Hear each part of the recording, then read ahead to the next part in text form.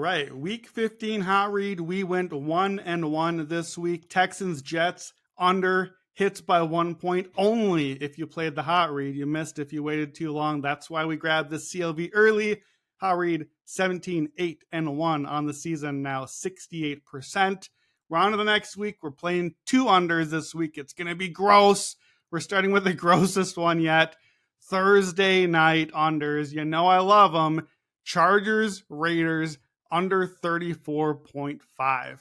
Look, these teams today had 1 score combined. They scored 7 points on a touchdown. That's it. Justin Herbert has a broken index finger on his throwing hand.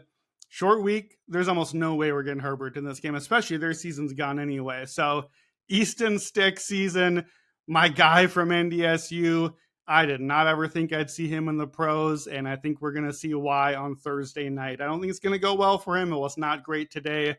Josh Jacobs left hurt. I don't think we get to see him Thursday night. He's been the main weapon for the Raiders under Antonio Pierce. Raiders get shut out today. They have scored 18 points or less all but 2 games this season. They've gone under this number in games 5 times already, even as low as it is. Their games are averaging 35.5. So right there at the number, with Antonio Pierce down to under 30 points per game in Raiders games. Now, as bad as the Raiders offense was, no points, their defense has actually gotten pretty good.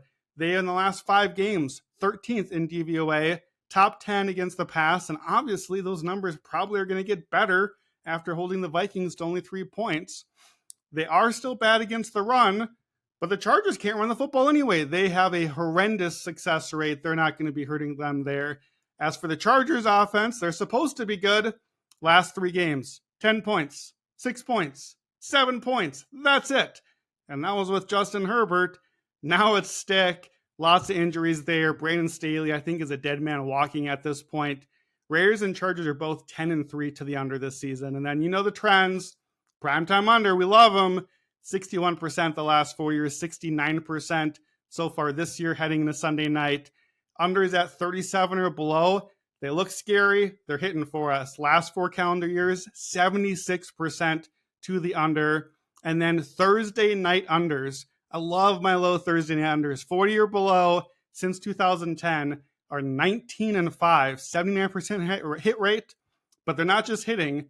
They're hitting by 9.2 points a game. So the numbers suggest we go way under this. This is gross, but there is only one direction this line is moving. It's going to go down. Give me the Chargers, Raiders under 34.5. And then let's stay in prime time. Let's go to Sunday night and go Ravens, Jaguars under 43.5. Now, look, this line actually rose today by a field goal. That's because Trevor Lawrence played, right? We didn't know if he'd be back even next week, let alone this week. But before the season, this was at 39.5. So it went from 39.5 before the season, 40.5 this morning, 43.5 now. I'm not totally sure why. Baltimore has the number 1 defense in the league. Jacksonville's defense has been way better than expected. So I'm not totally sure why this number is going so high. And those numbers that we crossed, 40, 41, 43, those are all key numbers in total. So that move is actually pretty significant. Like, these teams both came into the weekend top 6 in DVOA.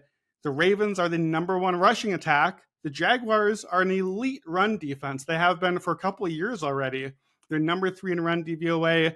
Pass defense is good. Ravens passing game hasn't quite been the same without Mark Andrews. So I don't see a ton of points for Baltimore on the road.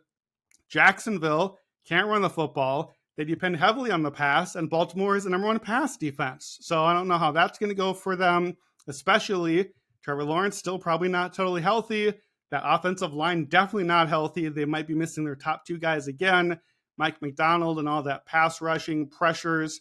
I think that could go not great for Jacksonville as well. Ravens games, 8 of their 13 games are at 44 points or below. So that puts us right in range here. And again, with the primetime under, 61% last 4 years, 69% this year. Games with the home underdog, 61% to the under the last 3 years. And one other thing that actually could buy us a ton of CLV if this goes our way.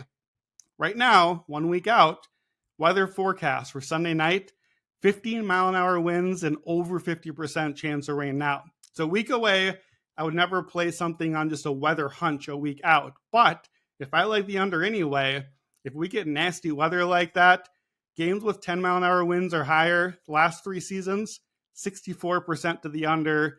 That's just going to only push this number down. You know, folks will be coming in on the under. We saw that happen with so many lines this week. So let's grab it now. I like the under anyway, and this number could end up really moving in our favor if there's another Lawrence injury update, if there's a weather update.